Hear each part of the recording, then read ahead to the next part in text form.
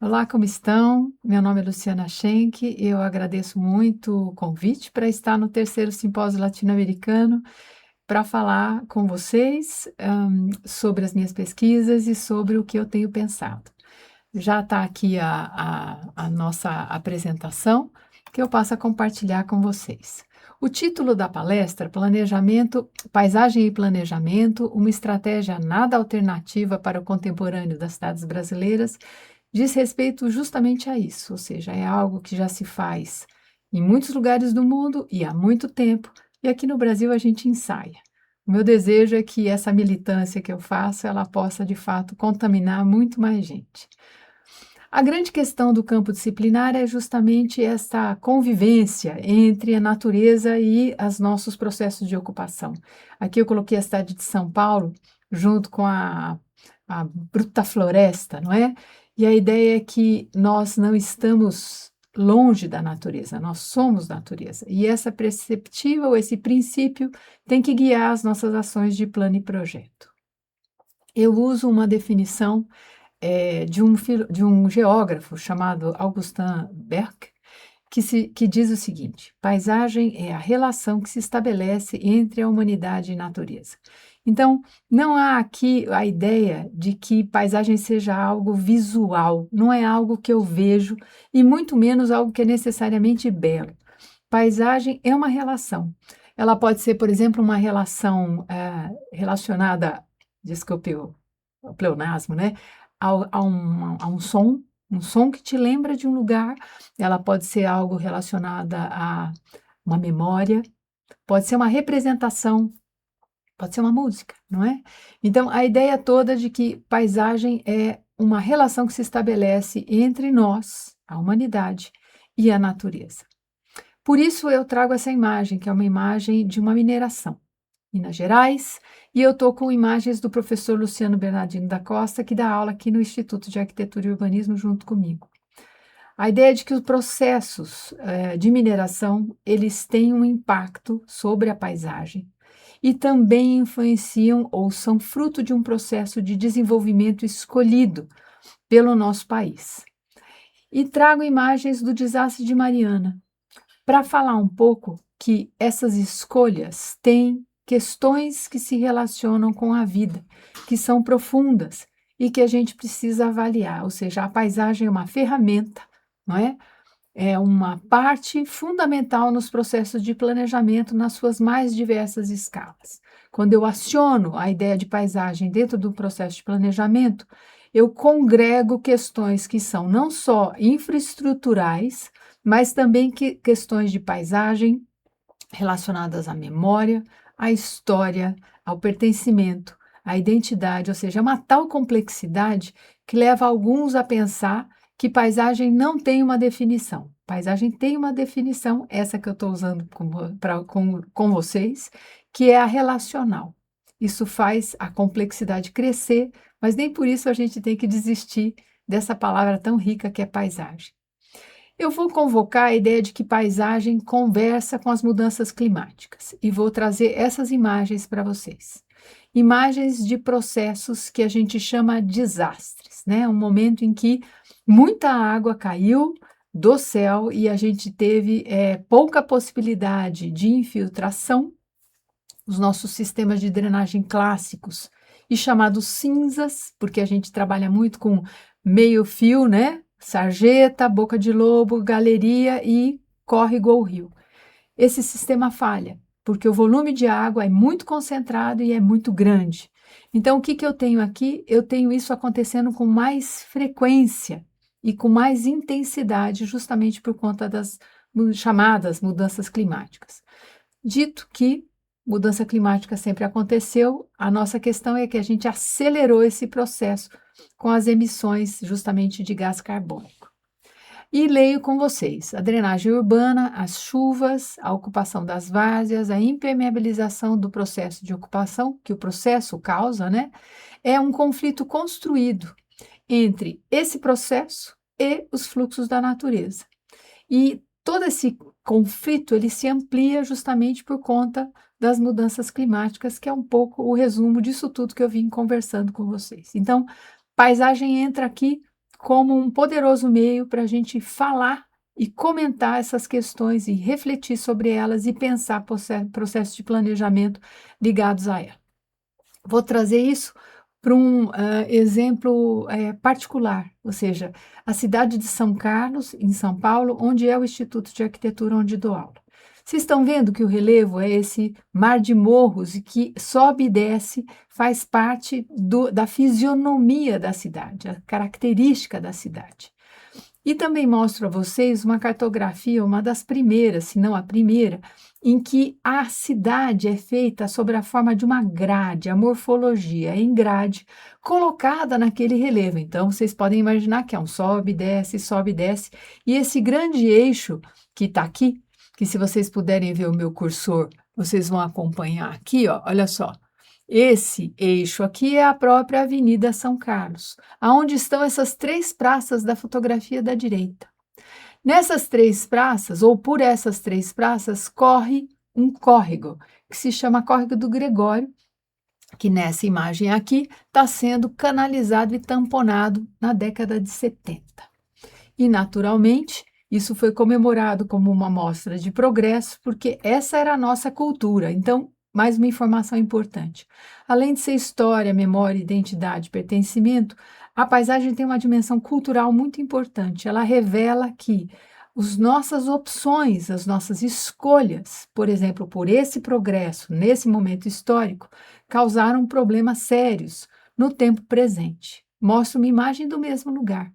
Vocês estão vendo uma chuva muito intensa que aconteceu em curto espaço de tempo neste mesmo centro de São Carlos. Esse desastre, não é? Ou o desastre que se causou a partir dessa chuva, levou a cidade a uma grande comoção.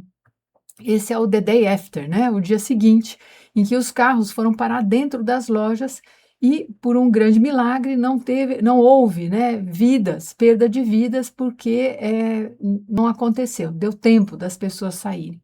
Mas a cidade passou a se pensar um pouco sobre isso, sobre essa questão, e pessoalmente aqui na universidade a gente colocou um workshop que aconteceu. Agora vamos de novo, vamos ver aqui, esta linha que está em negro é a bacia do Córrego do Gregório. Mais uma informação importante, a arquitetura da paisagem pensa as coisas a partir das bacias hidrográficas. Por quê? Porque a gente quer saber para onde a água corre. E do lado direito aqui, vocês estão vendo a bacia hidrográfica, uma subbacia de verdade da bacia do Gregório, que é toda essa, que foi tida como a culpada pelas mídias. A gente viu gente dando entrevista que a culpa era da chuva, que o problema era a bacia, etc, etc, e a gente resolveu mostrar que esse evento acontece também por uma construção cultural, o modo como a gente foi ocupando o território. A gente isolou a bacia, a gente fez esse estudo justamente do seu relevo, a gente pode ver que o relevo faz com que toda a água vá na direção desse ponto mais baixo, que é onde estava aquela enchente mais violenta, e do lado direito aqui vocês estão vendo aparecer um sistema de espaços livres, porque a arquitetura da paisagem opera nos espaços livres, tentando fazer com que a água diminua sua velocidade, crie pontos de retenção e de infiltração. É assim que a gente faz com que ela se junte menos nos pontos mais baixos. Depois houve um intenso processo de conversa e de troca com os moradores desse lugar, muita visita a campo, e emerge um sistema de espaços livres, parques e praças e ruas arborizadas, em que essas questões relacionadas à drenagem, mas principalmente à vida, ou seja, uma dimensão infraestrutural, drenagem, e uma questão de vida social e de troca, que nasce dessa proposta de projeto, que não é um projeto para ser feito, é antes de tudo uma tarefa da universidade, é produzir cenários alternativos para que a população possa pressionar os seus governantes e existam políticas públicas para tornar tudo isso possível, não é? Então vamos passar para cá e contar um pouco essa outra dimensão da arquitetura da paisagem que eu venho trabalhando como pesquisa e que é muito importante, que é o palmilhar o território, é caminhar pela área de projeto, fazendo justamente, colhendo as informações, nesse caso as que vêm especialmente pela fotografia, porque existe um diálogo aí que fecunda a cartografia do significado que essa cartografia que está em visão de sobrevoo, que ela tem quando a gente está no res do chão, quando a gente está caminhando. Lógico que eu estou no período da pandemia, as conversas aconteceram todas online ou por telefone, mas eu conto para vocês que houve uma interação com a sociedade civil organizada dessa região, né? Que é o pessoal da Lagoa Serena. Olha como a toponímia da organização deles já fala que esse lugar era uma antiga lagoa que foi aterrada, que foi utilizada, que foi loteada e dá de encher de vez em quando e com muita violência muitas vezes. Mas a bacia é bastante grande, a gente andou por vários lugares e a gente foi então construindo o significado daquele projeto que eu acabo de mostrar para vocês. A paisagem é, portanto, ou o projeto de paisagem, o planejamento com a paisagem é um pensamento sistêmico, complexo, multiescalar, ou seja, eu vou da escala da cidade até a escala de quem caminha na calçada, por exemplo, e interdisciplinar, porque a gente não pode soltar a mão de todos esses colegas que falam e pensam esta coisa de paisagem. Uma imagem do projeto como um todo, né, do projeto da bacia, desde a direita eu vou ter a parte montante e jusante aqui para baixo, onde ele vai justamente tributar no córrego do Gregório, devidamente canalizado e tamponado, e por isso a bruta enchente. Mas vamos seguir. Existe uma proposta na minha fala, que é a utilização da paisagem como meio, como parte de uma estratégia, um lugar de encontro entre campos disciplinares e profissionais. Mostro outra fotografia do nosso professor Luciano Bernardino da Costa, e eu conto para vocês, isso não é uma fotomontagem, é uma imagem de Poços de Caldas, que já foi uma cidade absolutamente balneária, de veraneio, de férias, e que sofre um processo justamente de ocupação com essa velocidade e com essa violência, por que não dizer? Ela também alaga e boia muito. E eu vou falar um pouco sobre outra chave desse seminário, também vindo, que é a questão do habitar. O habitar e os modos de produzir as cidades, falando sobre habitação. De novo, vou mostrar um exemplo de São Carlos. Vocês estão vendo aqui, em negrito, um bairro que se chama Cidade Araci. Ou seja, quando eu conheci São Carlos, que eu não morava aqui, eu pensei, por que esse bairro se chama Cidade Araci? Ele é tão distante, você tem que passar por algo que eles chamam de serrinha, que é esse vai e vem aqui que o meu cursor está passando em cima. E toda essa parte aqui é bem mais alta do que o Cidade Araci, que é outra vertente, o outro lado desta bacia hidrográfica, desse sub aqui, desse córrego chamado Água Quente. Então, percebam, quando eu olho uma cartografia importante do Plano Diretor de 2005 de São Carlos, eu vejo que toda essa parte ligada ao Araci está bastante dentro deste vermelho, que está escrito inadequado para assentamento urbano. Por quê? É um solo bastante arenoso, colapsível e muito responsável pela recarga do aquífero. São Carlos tem esse bônus e esse ônus, que é estar sobre o aquífero Guarani e tem então uma responsabilidade ambiental para com todo o território, né? Todo o Brasil. Um aquífero é uma riqueza que deve ser salvaguardada e, mais do que tudo, o que se ocupa e como se ocupa é fundamental. Mostro de novo isso que eu falei para vocês, né? Ou seja, eu tenho a cidade, eu tenho uma queda no relevo e depois a outra vertente, o córrego aqui do Água Quente, o Cidade Araci mais antigo aqui, e mais perto de nós, depois de 2000, eu tenho as ocupações do programa Minha Casa Minha Vida, ou seja, isso é processo, é fruto de planejamento, tanto quanto foi o Araci. O Araci não foi um planejamento público, e o programa Minha Casa Minha Vida é. Justamente nessa área de aquíferos, onde a terra é mais barata, onde é o rural, é para onde o programa foi. A gente tem que repensar todas essas coisas e o custo que isso tem. Essas duas imagens aqui, que estão mais à esquerda, desculpe, de vocês, eu mostro em close. E para comentar justamente essa dificuldade, o que são os sistemas de espaços livres em projetos como esse? O que significa habitar? O habitar é mais do que um teto sobre a cabeça? Quando eu olho o Araci, eu vejo um clássico da periferia, desta periferia do Brasil. Nada de calçada, as coisas com aspecto de não terminado, a infraestrutura é precária, uma vulnerabilidade social ligada a uma vulnerabilidade ambiental, no caso. Mas, ao mesmo tempo, eu vejo uma rua mais ocupada do que a cidade em geral. Calçadas com cadeiras de praia, crianças brincando na rua, e eu não estou romantizando essa situação, não. Eu estou dizendo que essa população merece atenção e investimento público para que essas coisas aconteçam com dignidade. É o direito à cidade, é o direito à paisagem acionados aqui. Volto para a nossa questão, o processo de ocupação bastante planejado, que é a Minha Casa Minha Vida, e o Araci aqui no horizonte. Vocês estão vendo quantos espaços vazios de ocupação, de edificações? Isso dificulta muito a vida dessas pessoas, que as crianças podem perder a escola, porque os ônibus não chegam nesse lugar logo que eles são inaugurados. É preciso alguma luta da população para que esse bairro ganhe o status de cidade frente à prefeitura, que foi o que a gente viu acontecer justamente no Abdelnur, deste lado, que foi aquela língua de terra que eu mostro a vocês, ou seja, é minha casa, minha vida e nenhuma cidade. O que a gente está falando aqui? Sobre o que a gente está falando? É nos espaços livres que eu consigo mitigar o processo de ocupação.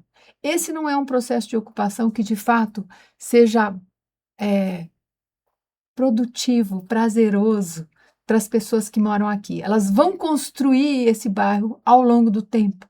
Quando elas mudam, dá uma sensação de que eu perdi a cidade. É preciso, de fato, investimento para que esses lugares sejam melhor ocupados, não é? E a paisagem entra como categoria de análise, categoria de reflexão, que nos auxilia a pensar essa complexidade que a gente vive em territórios desiguais, com processos de solução, entre aspas, que de fato criam outros problemas. Então, a paisagem é história, são documentos, bibliografia, autores e autoras de referência, é memória, identidade, pertencimento e apropriação, e diz respeito a uma certa representação cartográfica e fotográfica ou de desenhos, e a cruza disso vai gerando a complexidade. E, ao mesmo tempo, tem essa questão importantíssima para nós, que é o fenômeno, o campo e o palmilhar do território, que vai fecundar as cartografias e as representações de vida. Planejar a paisagem é uma estratégia que contempla não só um pensamento técnico e infraestrutural a questões sociais, históricas e culturais. Uma vez mais, é no sistema de espaços livres que a gente vai mitigar os conflitos, e eu vou voltar uma vez mais para São Carlos para contar para vocês algo que tem a ver com o processo de investigação desse lugar e de pensamento sobre ele, mas eu não estou falando só sobre ele, eu estou falando sobre uma estratégia que deve ser reproduzida, ou que pode ser reproduzida, melhor posto, para que a gente conquiste diferentes pontos do território brasileiro sendo investigado. Assim, a gente vai constituir observatórios de paisagem, para poder alavancar leis de paisagem, que é uma coisa que existe já na Europa e impede muita coisa de ser destruída, porque a gente pensa complexamente os processos de ocupação. Em amarelo, na revisão do plano diretor, foi uma bruta embate, como vocês podem imaginar, porque já no perímetro que está em vermelho, eu tinha bastante espaço livre, público ou não, que deveria ser ocupado, mas se escolheu ampliar ainda mais o perímetro urbano, que é um problema para o investimento público em coleta de lixo, serviços públicos e etc. De novo, duas cartografias importantes, bacia hidrográfica e declividade. E agora a gente olha um close dessa cidade com a sua riqueza hídrica e, ao mesmo tempo, a sua problemática, né? Que é reproduzível, é visível em vários dos nossos lugares. Os lugares das várzeas ocupados, as chuvas intensas e os alagamentos. Então, nós fomos desenvolver, quando eu digo nós, era um daqueles símbolos que eu mostrei no começo, que é o GTPU, que é o Grupo de Trabalho de Planejamento de Parques Urbanos em São Carlos. Minha parceira é Renata Bovo, professora da UFSCar, e a gente coordena um time de pessoas voluntárias e muito, muito animadas que vai elaborando sistemas de espaços livres para São Carlos. A gente quer planos e projetos que possam contemplar saúde, educação, cultura, drenagem, mobilidade e arborização urbana. O planejamento se faz pela sobreposição de cartografias. Então, agora eu estou falando sobre metodologia. Eu tenho a primeira delas é a hidrografia, a segunda delas são os espaços de recreio, as praças, né, largos, coisas que são públicas. A da esquerda aqui eu tenho as áreas que são, relacionadas a APPs, e uma específica que tem uma lei municipal que se chama APREM, que é uma lei muito importante, porque ela salvaguarda, percebam, ela engorda a APP em mais 30 metros, além dos 30 metros. Essa APREM, ela salvaguarda as nascentes do Monjolinho, porque metade da água que a gente toma vem desse córrego, certo? Então, ele deve ser salvaguardado, ele é a nossa riqueza. E ele entra na cidade e a maior parte dos córregos, se não todos eles, vão tributando no Monjolinho. A última das cartografias são parques, da cidade de São Carlos, que não são, muitos deles só existem no papel. Poucos existem e são, como esse que eu estou passando o cursor, de fato projetados, planejados e entregue à população. Quando eu cruzo todas as informações, eu vou construindo uma cartografia que nos ajuda a sonhar, a pensar, a criar uma carta-chave. Essa carta-chave, ela imagina um sistema de parques que contorna a cidade e que vai tentar reter essa água para que ela não chegue com toda a força nos pontos mais baixos. Ao mesmo tempo, essa carta-chave dá para as pessoas lugares para passeio, para saúde, para o encontro, e que são questões muito importantes, né, para a vida da gente, que a gente desaprendeu a passear desse jeito nos espaços livres. E mostro uma outra dimensão, que eu já mencionei, mas agora eu vou colocar ela de um outro modo, em imagens da Maria Cecília Pedro Bom de Lima. Vocês estão vendo esse mesmo monjolinho que eu acabei de mostrar para vocês? Eu vou mostrar como quando a gente anda pelos lugares, eles vão adquirindo sabor. Ou seja, quando eu vou passeando por essa várzea onde o córrego está passando, eu vou encontrando coisas que testemunham o uso, o abandono, eh, aqui o vandalismo, né? A destruição ou a pouca manutenção dos lugares que são construídos pelo poder público, mas não são devidamente mantidos e não houve aderência da população para o seu uso. Ao mesmo tempo, eu encontro infraestruturas precárias e coisas com cara de ruínas. A paisagem também é isso, ela é temporalidade, ela testemunha a passagem do tempo, e isso é uma categoria de análise muito interessante, tanto quanto os processos de apropriação. Percebam que eu posso criar uma cartografia aí afetiva, que cruzada com as fotografias vai me ajudando a gerar a programação desses lugares. Então, o programa de um espaço livre, uma praça, por exemplo, não é o indefectível quadra poliesportiva com o anfiteatro grego, não é?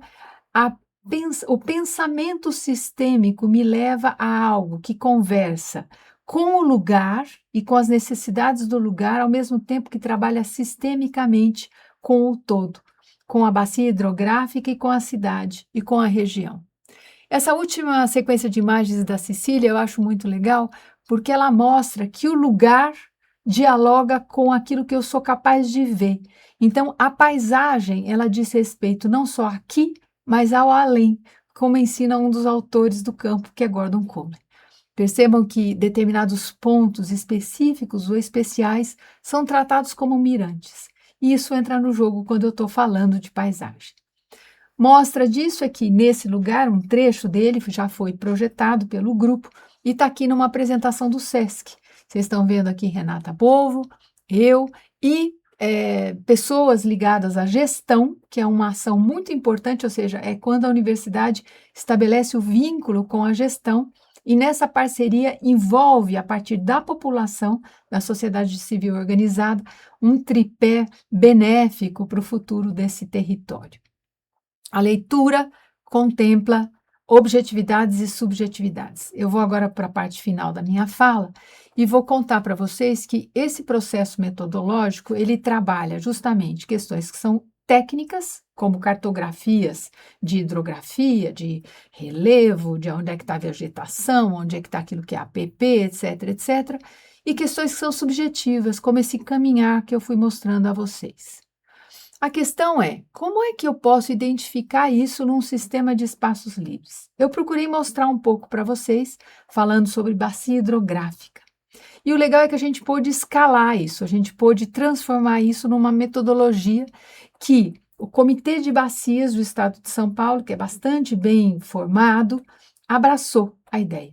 E a gente pôde colocar isso para os 34 municípios que compõem a UGRI 13, que é aquela da qual participa São Carlos. Eu vou mostrar para vocês, olha só, eu estou aqui com Brotas e Tirapina, Ribeirão Bonito, essa área de Boa Esperança do Sul, essa região toda, certo? Aqui onde está São Carlos, faz parte desse recorte das bacias hidrográficas do estado de São Paulo.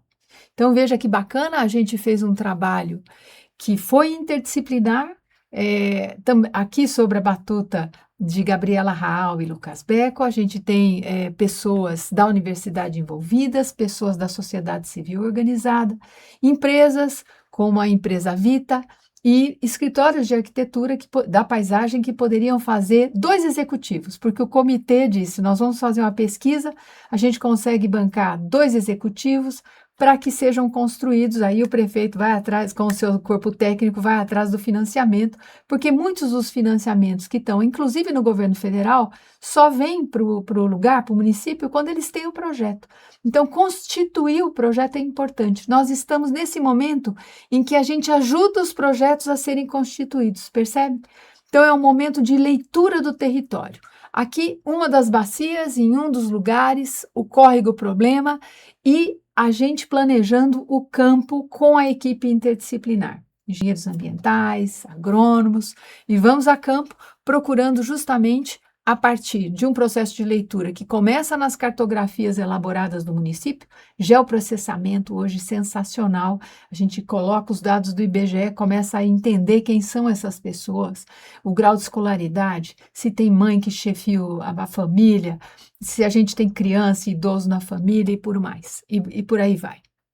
E a metodologia, então, vai para cada um desses lugares, por exemplo, o córrego Quito, em Agudos, a gente tem o Lajeado, em 2 córregos, todos estão fazendo a mesma coisa. A gente está palmilhando o território, constituindo um sistema de espaços livres, apontando onde estão as fragilidades e onde estão as potencialidades, porque a gente está cruzando dados, cartografia e campo. Os campos e as fotografias são incríveis. A gente tinha sessões em que a gente rememorava o campo e a gente ia falando um pouco, por exemplo, de uma árvore memorável como essa, que tem que entrar no processo de projeto de paisagem, porque as pessoas quase não têm esse tipo de presença na sua vida, na cidade. Ao mesmo tempo, os muros, as grades, as dificuldades de caminhar, a falta de sombra, tudo isso foi apontado e tudo isso entrou no jogo de pensar como seria esse processo de leitura, como transformar isso em um levantamento para que o corpo técnico, que foi super envolvido, essa pesquisa tem uma dimensão interessante, porque se entrava não era só a universidade, se entrava em contato com o corpo técnico, ele participava e saibam, para se resolver quem foram os ganhadores dos 2 projetos executivos, o envolvimento do corpo técnico, a aderência do executivo, a vontade de acreditar nesse outro jeito de fazer, que não é simplesmente mandar canalizar e tamponar o córrego, entrou como definidor. Essas são pranchas sínteses, para vocês saberem, é um processo grande, um processo que virou essa publicação que está aqui. Esse foi um dia memorável, está aqui bem nesse lugar aqui, está Josrael, que é na época, né, ainda é o presidente do comitê dessa bacia, da UGRI 13, a equipe, todos nós aqui, entregando para os 34 municípios o seu, especificamente, né, o seu córrego problema, todo o levantamento e esse compêndio, que é uma espécie de cartografia geral, de análise geral de fotografias, de como é que se faz esse tipo de pesquisa e como é que a gente pode replicar isso para o futuro, certo? Eu finalizo aqui minha apresentação, deixando essa última imagem, agradecendo muito a oportunidade uma vez só, uma vez mais, perdão, e seguimos. Obrigada.